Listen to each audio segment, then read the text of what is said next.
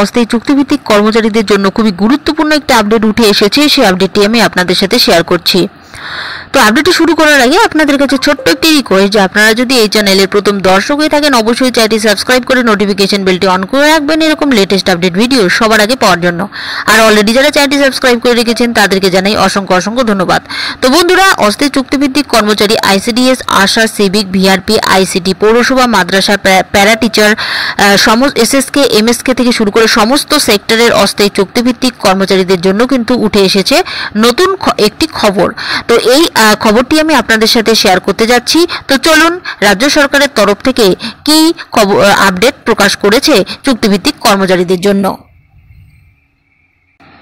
তো বন্ধুরা দেখুন, আপনারা কিন্তু এখানে অন স্ক্রিনে দেখতে পাচ্ছেন যে চুক্তিভিত্তিক কর্মীদের বেতন বাড়ালো রাজ্য সরকার। এই মাস থেকেই কিন্তু অ্যাকাউন্টে ঢুকবে বাড়তি টাকা।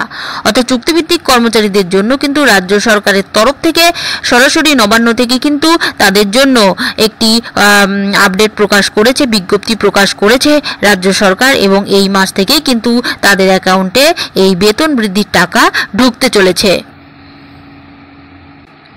তো রাজ্য বাজেটের ঘোষণা অনুযায়ী সরকারি কর্মীদের মহার্ঘ ভাতা বৃদ্ধির পর এবার রাজ্য সরকারি চুক্তিভিত্তিক কর্মীদের বেতন বৃদ্ধি করল রাজ্য সরকার।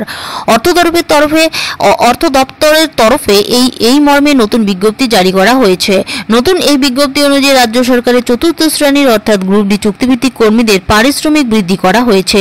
চুক্তিভিত্তিক এই সমস্ত কর্মীদের বেতন বার্ষিক 500 থেকে 1000 টাকা বাড়ানো হয়েছে। এই পদে যোগদানের সময় প্রার্থীদের 15,000 টাকা বেতন দেওয়া হয়। রাজ্য সরকারের বেতন কমিশনের নিয়ম অনুযায়ী এই পদগুলির বেতন 5 বছর অন্তর বৃদ্ধি পেয়ে 20 বছর পর সর্বোচ্চ বেতন দাঁড়াতো 37,000 টাকা। গ্রুপ সি কর্মীদের ক্ষেত্রে নিয়োগের সময় তারা 17,000 টাকা বেতন পেতেন। প্রতি 5 বছর অন্তর এই বেতন বৃদ্ধি হওয়ার ফলে তাদের বেতন দাঁড়াতো 39,000 টাকা। উল্লেখ্য, এবারে চুক্তিভিত্তিক তথ্য প্রযুক্তি সহায়কদেরও সাম্মানিক বাড়ানো হয়েছে। উক্ত কর্মীদের 3টি ক্ষেত্রেই 900 থেকে 1300, 800 থেকে 1000, 600 থেকে 800 টাকা বেতন বাড়ানো হয়েছে। উল্লেখ্য, একই ঘোষণায় রাজ্য সরকারি কর্মীদের মূল বেতনের সঙ্গে আরও 4% মহার্ঘ ভাতা দেওয়ার কথা ঘোষণা করা হয়েছে। এই মর্মেও নতুন বিজ্ঞপ্তি জারি করেছে রাজ্যের অর্থ দপ্তর।